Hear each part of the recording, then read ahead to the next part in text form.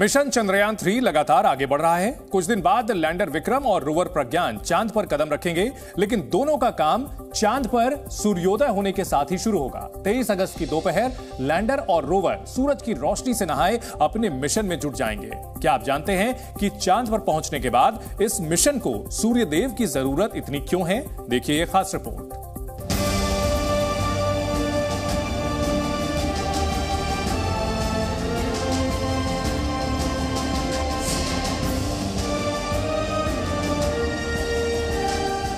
जब चांद पर होगा सूर्योदय, चांद पर चमचमाएगा प्रज्ञान, सूरज का चंद्रयान कनेक्शन,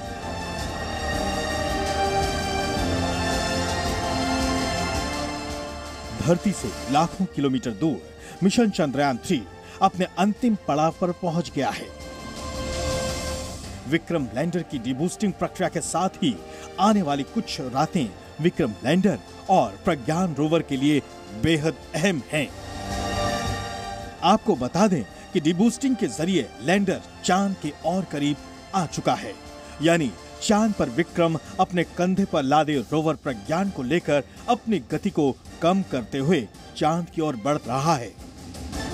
इस अहम पड़ाव के आने के बाद विक्रम लैंडर पर देश ही नहीं बल्कि पूरी दुनिया की नजर टिकी हुई है। डीबूस्टिंग की प्रक्रिया के तहत लैंडर विक्रम की गति को धीमे किया गया। इसके बाद विक्रम लैंडर चांद के बेहद करीब आ गया है।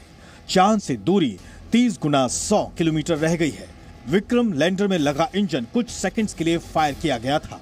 फायर के दौरान लैंडर की दिशा को बदला भी गया। चंद्रमा की सतह की तरफ लैंडर झुका हुआ है।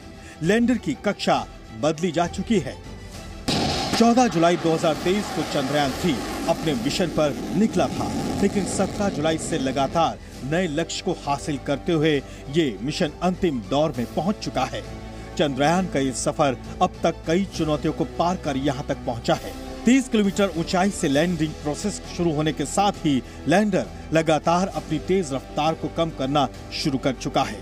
23 तारीख को आखिरी क्षणों में 90 डिग्री एंगल पर आते ही लैंडर चांद पर उतरने के लिए पूरी तरह तैयार रहेगा। उतार विभिन्न चरणों में होगी, तो आखिरी जो समझिए करीब 150 मीटर हैं वो भी विभिन्न चरणों में होंगे, ताकि बीच में रुक रुक के ये जांच की जाएगी कि उतरने की जगह जो है पूरी तरह से निरापद है या थोड़ा सा दाएं बाएं आगे पीछे शिफ्ट होना है। तो वो जो है सबसे चुनौतीपूर्ण समय है। इस मिशन की सबसे ज्यादा मदद कोई करेगा तो वो है सूर्यदेव। यानी 23 अगस्त को शाम 5:30 बजे के आसपास सूर्योदय होने के साथ ही विक्रम लैंडर सूरज की रोशनी और ताकत का इस्तेमाल कर अपना मिशन आगे बढ़ाएगा। इस मिशन में प्रज्ञान रोवर अगले 14 दिन तक अपनी जिम्मेदारी को निभाएगा। रोवर प्रज्ञान दोनों ही पावर जनरेट करने के लिए सोलर पैनल यूज करेंगे। अभी चंद्रमा पर रात है और 23 तारीख को सूर्योदय होगा। चंद्रमा पर जिस स्थान पर लैंडर रोवर को उतरना है वहाँ अभी रात का समय है और 21 तारीख को किसी समय जो है वहाँ सूर्योदय है और 23 तारीख को सूर्य जो है जब उतरने वाली जगह पर करीब 8.5 डिग्री उग चुका होगा, आसमान में उठ चुका होगा, तब जो है लैंडिंग का वो समय है।